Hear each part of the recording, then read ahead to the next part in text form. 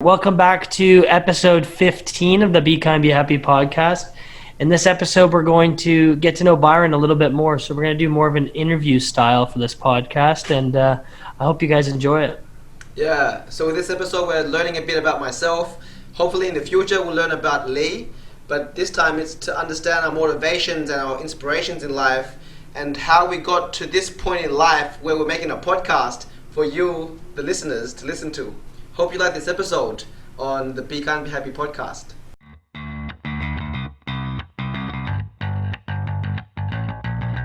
But as always, before we begin the podcast, let's start with 3 deep breaths together to calm the mind and relax the body and synchronize our minds together. So when you're ready, closing the eyes, back straight, shoulders rolled back, taking the first deep breath in, and then releasing, breathing out. Second breath in. Second breath out, focusing on the breath only. Third breath in, fill up the lungs. And then third breath out, relaxing everything. And when you're ready, open your eyes.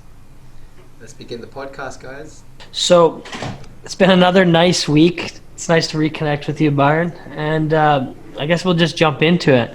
Yeah. So we're going to start by introducing Byron and giving a little bit of a backstory on him. So if you guys don't know already, Byron's 30 years old. He was born in Sydney, Australia. You can obviously tell by that beautiful accent. And before he was a Buddhist monk, he was a professional CPA accountant. And he worked at some big companies. Like he worked at Universal Pictures and Michael Page Recruitment.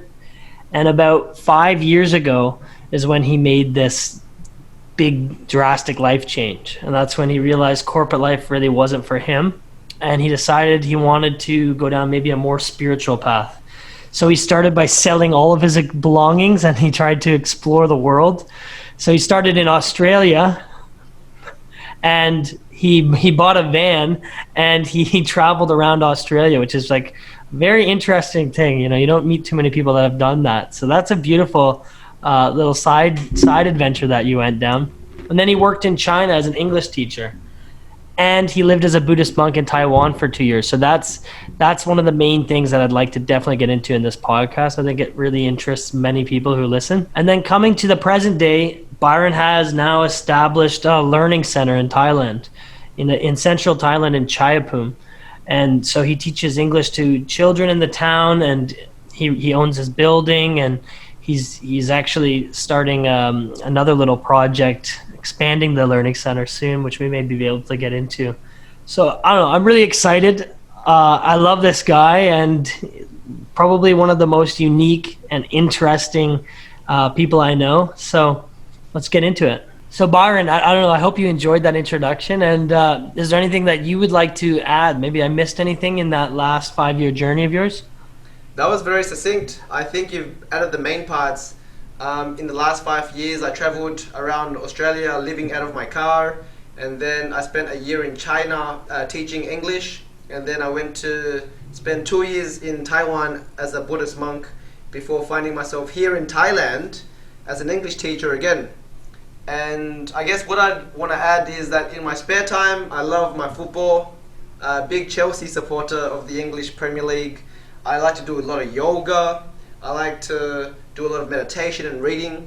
And with this podcast with Leigh and I, we spend a lot of time doing things that we both enjoy. We have so many things we like in common, but it's pretty much revolving around how to be the best person we can be, the best people we can be. And that means being as mindful as we can, as kind as we can, and as happy as we can. So hopefully this episode will go deeper into myself and my motivations and inspirations, and how we got to creating this Be Kind, Be Happy podcast, and what are our plans for the foreseeable future, and what we want to do with this podcast and with my other side projects as well. So I guess we'll just jump into some questions then, Byron. So one thing I was wondering was how long were you working in that corporate life, and why and when did you decide that it wasn't for you? Yeah, great question, big question. I spent 4 years as an accountant, but before I got to being an accountant, I was very efficient and very quick with my education and progression into the career world. I was graduated from university by 21, and then I found my first job when I was 21, bought my first property when I was 22, sold my property when I was 25 and doubled my money on that. And so by the time I was 25, I had already 4 years of experience, and I had a fully paid off apartment. I felt that the time was ready for me to move on to the next phase of my life, which was more spiritual and self-exploring. And so I was able to sell everything and just live off passive income in a sense. And that was what gave me the drive and the desire, the courage to do what I have been doing for the past 5 years. But the 4 years were from when I was 21 to 25. So in a sense I retired very, very quickly. But it took 4 years was long enough for me to realize that the corporate world wasn't for me, and that I was seeking something else in life. And I was just fortunate enough that the conditions were there for me to take the next step, the step that I wanted to take. And so now here I am in Thailand, continuing this as part of the continuation of this spiritual journey that I'm on. So did you always know that you were going to go to Taiwan to live on a monastery, or was there kind of like a gray period where you were just kind of floating around and not too sure on what you were going to do next? Yeah, so the thing is, when I left the corporate world, I didn't have any plans. I wasn't even seeking a spiritual path in a sense. I was just saying, this corporate life wasn't for me. What else is there? I didn't have a spiritual path in mind in a sense. It was just more, what else is there? I don't want to be doing this accounting business anymore. It was just trying to find fulfillment, find purpose. What am I doing? Before that, I was just following what everyone else was doing. I was going to uni because everyone said to go to uni. I was doing accounting because apparently accounting was safe and high paying. I was buying a property because everyone else was buying property. I did everything that everyone else said was the right thing to do, but after 4 years, I was still just sitting on my computer doing a 9-to-5 job. And the first time I questioned what I was doing was when the thought arose. And the thought was, is this what I want to be doing for the rest of my life? I answered that so quickly that this is not the life I want to spend for the next 40 years. And from that moment, I started to question, okay, then what should I be doing then? As I was leading myself down that rabbit hole, it was so clear for me that I definitely don't want to be doing this anymore. So without any hesitation, I just quit my job straight away, and then my life completely opened up. I could do anything I want. I could go anywhere I want. And so my life became so much more free because I was no longer restricted by expectations of other people, or following cultural rules and expectations, or following, the values from my friends and family. I was purely doing what I thought was the best thing for me. Up until then, up until I was 25, I spent my whole life following what others told me to do, what others told me was the right thing to do. And I didn't really have much say in it because I didn't know, and I never really thought about it. I never really thought about what I wanted. I just thought about what I should do based on what everyone else is doing and what my parents want me to do. But from when I was 25, I started to go deeper into myself and what I want to do. One thing led to another, and that was how I found myself in the monastery, thinking that I'd be a Buddhist monk for the rest of my life. But 2 years after my monastic training, I felt that it was time to leave. And that's been 2 years. And the past 2 years, I've been practicing everything that I've learned in the monastery for the past 2 years. And now I'm just putting it into practice. I'm experimenting with the Buddhist teachings on myself. And I'm just applying everything, all the teachings that I've learned. I'm just applying it now in my everyday life. So Byron, then why the monastery? Like, why? That for most people that would be like such a extreme, like I'm gonna be a monk now. So why the monastery? When I was learning about myself through this journey after the corporate world, I realized that what I actually want was happiness. It seems very obvious right now, but I never thought about that before. I never thought about what I wanted and how I can get it. But once I realized that I wanted to be happy, I started to understand what is happiness and the sources of happiness. There are many sources of happiness, external and internal, and I was very quick to eliminate all the external sources of happiness for me because it wasn't fulfilling, it wasn't long term, and it wasn't reliable. So I started delving deeper into my own mind in search of that inner happiness, and that was when I stumbled upon the Buddhist teachings and how to find inner peace. And so I went into meditation, doing meditation retreats, learning about meditation, understanding how to calm the mind, control the mind, master the mind, and that was what led me into Buddhism. So in the monastery we learned how to control the mind, master the mind, make the mind the best environment for ourselves to abide in. And so my main motivation to be in the monastery was to seek inner peace, inner joy, inner happiness, as well as direction in life. What should I be doing with my whole life?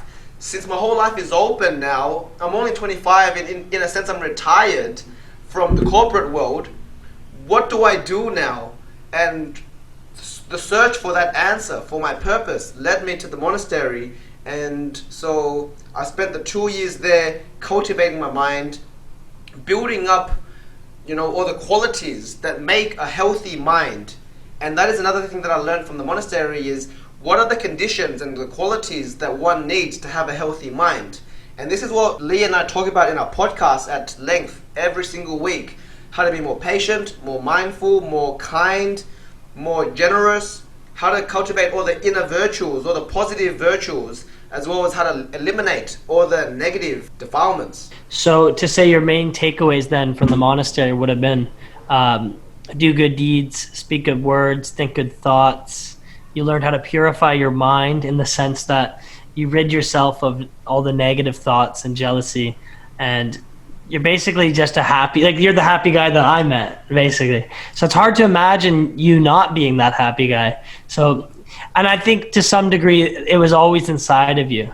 So it's just about unlocking that from within. So what I'm wondering kind of is then, what drove you to leave the monastery? Because it sounds like you found what you were looking for, right? And you were saying that you were going to spend your life there.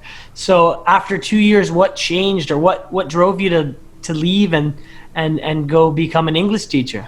Yes, the monastery is such a beautiful place. It's almost like a heaven on earth because everything is taken care of for you. You're given a place to sleep, you're given clothes to wear, you're given food to eat, you're given work to do. You don't have to worry about the survival needs. All survival needs are met. Your job there is just to focus on yourself, cultivate your mind, attain realization after realization, attain wisdom and insight, and then share it with other people. That is your job. It's such a comfortable place to live because all you have to do is just cultivate yourself and work on yourself and nothing else. Everything else is taken care of. For many people and for many monastics, that's the perfect life. For me, I found it a bit restrictive in a sense because there were still many things that I wanted to do externally, and I wasn't ready to just go purely into the mind. I think I wasn't at a point yet where I was ready to let go of the whole world. I still wanted to learn many things or travel to many places, meet different people. In a sense, I guess I still wanted to have control of my life and not give it entirely to the monastery because I wanted to have more freedom to learn my own way. The monastery is very good if you are able to follow the routine, but the routine is very strict in the sense that you wake up at a certain time every day, you clean every morning, you chant every morning, you meditate, you go to silent breakfast, and the entire day is so systemized. It's good, but it doesn't leave much room for you to explore yourself much other than that. So we don't have that much spare time, we don't have that much free time to do our own thing. We just have to learn to cultivate in our everyday life. But it's just mainly taking control of my life back as opposed to giving it to the monastery. I wanted to reclaim my control of my life and live life my own way. I still practice the ideals that I learned from the monastery, but I'm just doing it my own way. And applying it to like everyday life now for you outside of the monastery. Yeah. Yeah. And I remember you telling me earlier on, even on the podcast, you're talking about when you left and you were sitting, and for so long you had sat with such perfect posture, and you still do. You still do. But you slouched back and leaned back in that bus or something, and you said it was like one of the greatest feelings. Yeah. So I can only imagine the level of discipline, and for you to survive that, and over 2 years, you're a disciplined guy, and I think that carries over now into your everyday life so beautifully. So I think if your ultimate purpose was to stay there, then you probably would still be there, but there was something more for you to do, and maybe you're at that point now, which we're going to jump into. So Byron, what was that transition like? So we talked about your transition into the monastery. We talked about you leaving and carrying some of those values, but what was that transitionary period like, coming back into the secular world? Honestly, I was very nervous because I was in the monastery for 2 years, and for the most part of the 2 years, because I was still a student, I was only 26, 27 at the time, so I didn't have my mobile phone, didn't have internet, didn't have contact with the outside world. So I didn't know what was happening with the world for the most part of the 2 years. In the 2 years that I was in the monastery, I felt that I had changed so much from the person I was when I entered the monastery that I didn't know how it would be like to re-enter the secular world. I didn't know if how I was now was going to fit with the world. There are many things that I was doing very weirdly. For example, my posture was very straight, you're right. Because I was just a novice monk, many of the senior monks would be always having their eyes over us, telling us what to do, what not to do, what to say, how not to eat, how to walk. And if we were ever out of line in any way, we would be disciplined. How we walk, for example, we would be training how to walk up and down hills, up and down stairs with a cup full of water on our heads. And so our posture was very, very straight from that training. Like we were walking and our heads would not bobble. If our heads bobble, we'd be told off. And if we were walking and our shoulders were, like that, we'd be told off. Sitting on chairs, we would always be just sitting half the seat, and we would never lean on the back of the seat. All these things that I picked up when I was in the monastery would carry into my secular world. And so I would be standing very, very stiff. For me, it felt normal, but I felt like I looked very stiff because everyone else would be, like normal. For the secular world, this is normal to sit like this. But I would be sitting so straight because everyone else in the monastery did that. And that was the ideal that we were striving for. So that's one thing. I would never be doing this. And so just learning how to relax, learning how to go back into like a state of physical relaxation was very, very new. The language that I would use was also very new because I would have to readjust talking very properly, very politely, very respectfully. And now I can go back to casual talking, using like casual language and stuff. Then there's the eating. Like I would be eating with holding a bowl and chopsticks, eating very, very consciously, very mindfully. Everything that I was practicing in the monastery, I would take into everyday life. And because I did that, I noticed so many things that were out of line in the world that I would subconsciously be very critical of. For example, people would be rude, but that's normal. But in the monastery, it wasn't like that. People would be very unfocused, but in the monastery, it wasn't like that. People would be eating while on their phones, or walking and eating, or walking on their phones at the same time. But in the monastery, you're taught to do one thing at a time. You're very focused. And when you lose focus, people can see. And how they can see is that your eyes dart. When you're focused talking to someone, your eyes are with them. And then when you're distracted, your eyes dart away. And so when your eyes dart away and people pick that up, you get disciplined. And so I noticed so many things in the world that I was very critical of because I just thought that what I was doing in the monastery was right and everyone else is doing it wrong. So having to readjust to that, going back to abiding in the behavior and the conduct of normal people, secular people, it took me ages. Honestly, one very memorable experience was my first touch from a female after I left the monastery, which was 1 week after when I was working at the school with Leigh.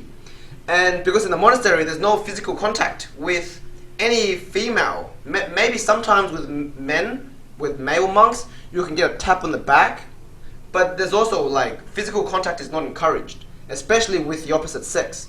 And so when I was teaching at a school and we had one of the English teachers put her hand on my shoulder, I felt a massive surge of electricity just jolt down my spine, thinking, wow, my body was so sensitive to the female's touch, to touch in general, because I hadn't been touched in such a long time. So that's another very interesting moment for me. And then, just talking to girls was very, very new as well, in that sense that it wasn't normal.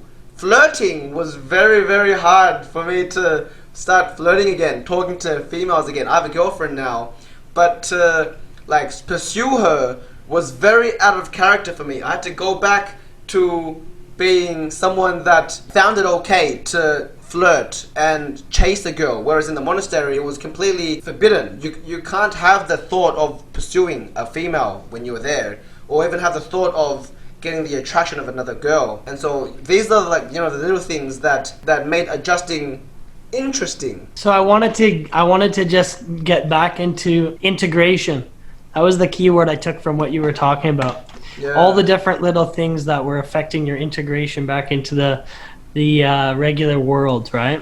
Yeah. And so you touched on this earlier on too, which not in this podcast, but in a previous episode, the ego of the monk.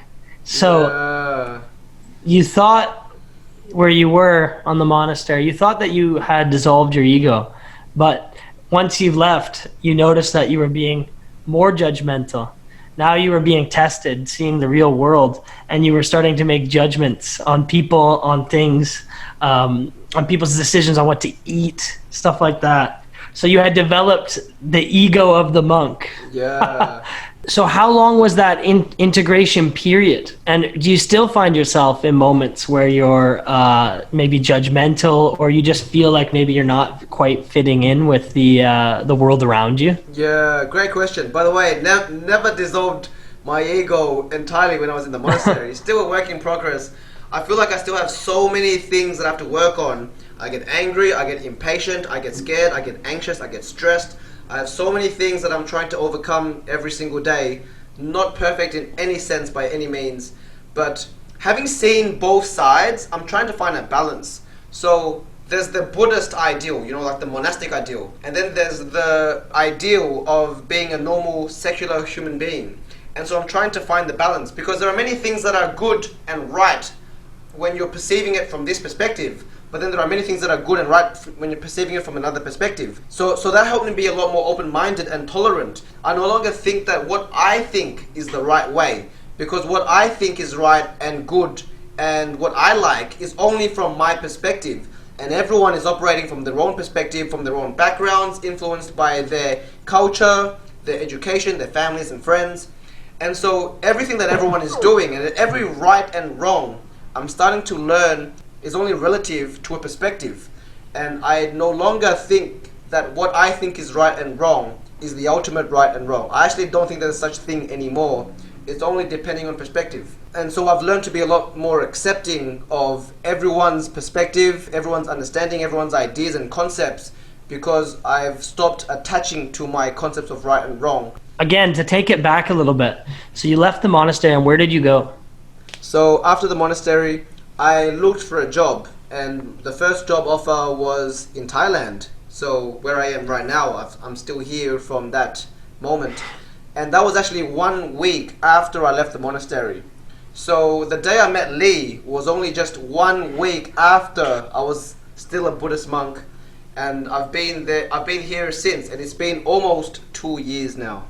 So then over the last 2 years, you've established yourself in Thailand, and you developed this Happy Learning Center, which is a language center in Chayapum, Thailand. what are your plans now, and where do you see yourself in the foreseeable future then? Yeah, so what I learned from the monastery is the life of service, right? The life of spreading wisdom and insight, positive energy, which is what we're doing with our Be Kind, Be Happy podcast. So I feel that as an English teacher, I have a direct influence on the future of the world, because the children are the future of the world, and if I can educate them in a right, wholesome, holistic, wise way, then they can lead the future generations with right view, with positive energy, with kind intentions. And so being an English teacher for me, I feel serves this purpose. Starting a learning center also helps me fulfill this purpose, because then I can have more impact in teaching children the right way to study, the right way to live. Honestly, as an English teacher, I feel that in every single class, what I teach is beyond only teaching English. Because so many of the times, the children, especially the children of this generation, are so unfocused. Everyone in primary school has a mobile phone now. And so they can get that dopamine hit so fast that they no longer have the focus and the drive to study or to pursue long-term goals. Why pursue long-term goals when you can get that short fix so quickly?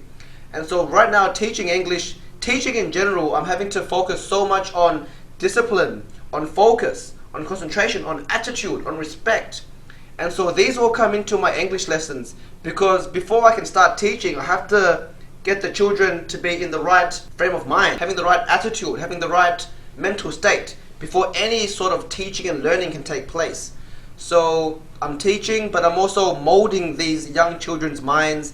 I'm also injecting them with positivity, with right view, with right understanding. And so I feel that having a learning center where all the other teachers also have the right ideas, we can help teach and shape and mold these future leaders with the best intentions and with the best qualities. So then going into the future, Byron, where do you envision yourself in 2 years? Yeah. In 2 years, that's very short term. I think I'll still be in Thailand, working at Happy Learning Club, working on expanding my influence. Learning. I'm learning every day. Teaching is a learning process, right? And life is a learning process.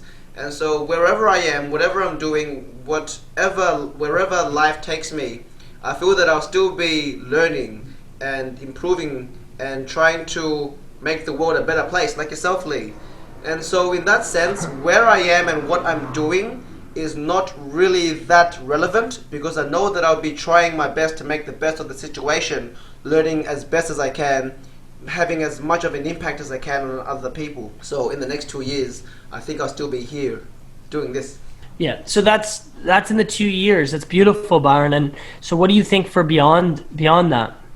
Yeah, so as I was saying, I think beyond the 2 years would be very similar. I'm not so much concerned with where I am, what I'm doing, and my occupation. I think ultimately my goal will remain the same, which is to learn as much as I can, help as much as I can, and give back as much as I can. I actually wrote an article on this, and this defines my life purpose, which is categorized in 3 ways. Learn everything, help everyone, and give all that I can. Because ultimately, I don't want to die with anything left with me, anything left on me. I want everything to be given back to the world, because I've taken so much and I've received so much. And so in terms of where I'll be, it's completely open. I can be in any country in the world. I can live everywhere. I can be a teacher. I can be a yoga teacher, English teacher. I can be a cleaner. I can be whatever is required for me at that moment.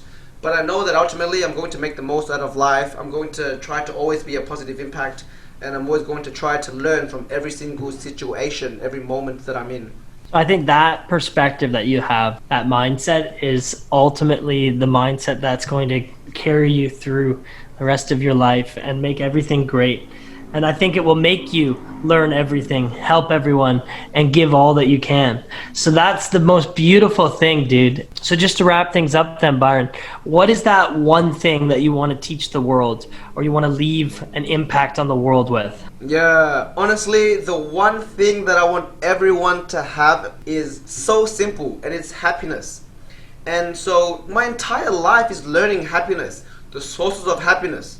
And that is deep. Where it is experienced. Is it experienced here, in the mind, on the hand, in the feet, physically, mentally? Where is happiness? and what are the conditions of happiness. And so very, very early, I realized that happiness came from kindness. Happiness came from being a good person. Happiness came from purifying the mind from all the negative mental states and replacing it with all the positive ones. The negative mental states are anger, hatred, jealousy, arrogance, ignorance, and all the positive ones are kindness, patience, diligence, respect, Love. yeah. So just trying to purify my own mind, getting rid of all the negative states and adding all the positive virtues, and then trying to get everyone to do the same. And so this podcast with Leigh is a privilege for me, because with this we can help ourselves and other people in the exact same time, in the sense that we can all strive to become kinder, because that will ultimately lead to more happiness.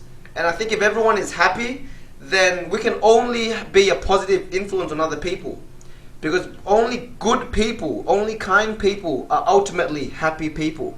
So thanks everyone for listening to episode 15. We got to know Byron a little bit more, and just a little special announcement. Next week we're going to be having our first guest on the podcast. Yes, his name is Jeremy. He's a great friend of mine. He's a performance coach with a background in business finance, who helps people unlock their potential by unblocking their minds. So very excited to have our first guest on the show, and we hope you like it. Thanks everyone. See you again next week. Bye bye. All right.